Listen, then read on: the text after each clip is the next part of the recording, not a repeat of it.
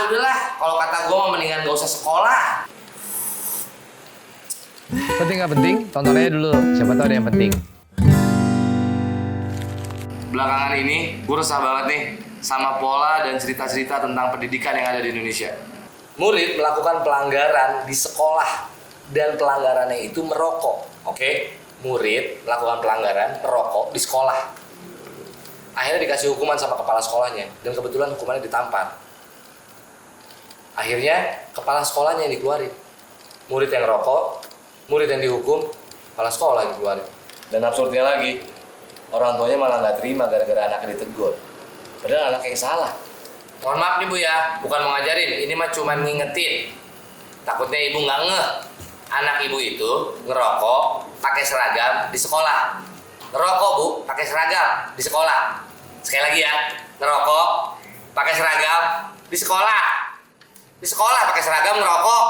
Ini kalau saya jadi ibu ya Bu ya, marah saya sama gurunya. Kok bisa-bisanya anak saya kelakuannya kayak gitu, ngerokok di sekolah, kayak nggak punya adab. Gitu mestinya, bukan malah gurunya dilaporin ke polisi. Kalau semua guru ada di dalam penjara, anak kita sekolah di mana? Hari yang mantap. Lagi-lagi saya bukan mau ngajarin nih Bu ya, bukan saya yang bikin, ini yang bikin pemerintah.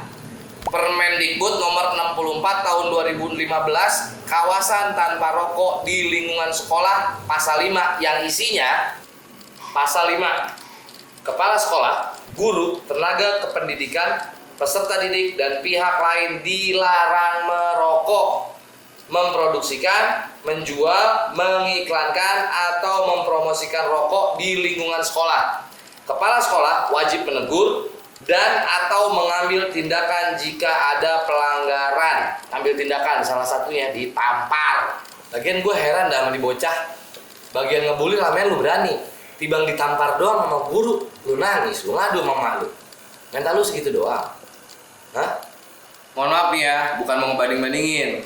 Kalau di zaman gue dulu, kalau sampai gue ditampar sama guru gue, pulang kelar gue. Karena bapak gue tahu pasti gue melakukan sesuatu yang fatal sampai gue ditampar sama guru gue. Kenapa? Karena bapak gue pasti resah di saat dia tahu kalau gue sebagai anaknya gak berakhlak.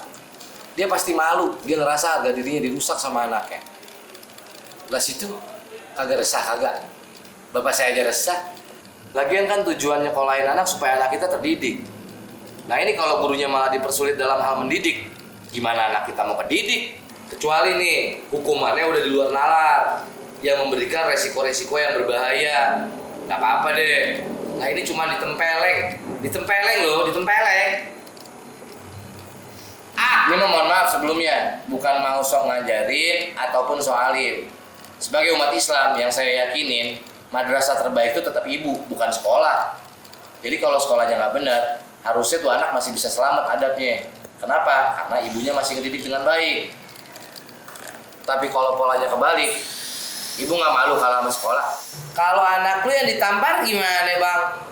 Jujur, kalau gue sih didikan cara lama. Kalau anak gue sampai ditampar, berarti ada kesalahan yang fatal yang dilakuin anak gue. Dan gue akan bilang sama gurunya, kalau anak gue bikin kesalahan, ya harus lu hukum. Kalau nggak dihukum, gurunya yang kena sama gue. Karena apa? Karena bayar sekolah mahal. Buat dididik. Lagian gue bayar tuh mahal buat sekolah anak gue, supaya anak gue pendidikan agamanya bagus, adabnya bagus, akhlaknya bagus. Jadi di sekolah itu bukan supaya leha-leha santai-santai terus dibelain apa-apa dibelain, bukan. Ini bentar-bentar guru disomasi gitu aja terus. Muridnya kapan nih? Banyak loh di video-video tuh bukti-bukti murid yang kurang ajar sama gurunya, nendang gurunya, nyolot nantangin guru-gurunya. Kok nggak ditindak? Sadar nggak sadar, sistem dan dunia pendidikan kita tuh semakin kesini semakin absurd. Marwah gurunya semakin rusak, akhlak muridnya semakin hancur. Kalau udah kayak gini, repot kan? Siapa yang mau disalahin? Buat gue yang harus diperbaiki ini semuanya.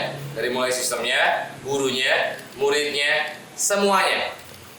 Lagi nih ya, buat bapak-bapak sama ibu-ibu yang ada di sana nih, yang harusnya mikirin ini, yang harusnya ngebenerin ini, tolonglah.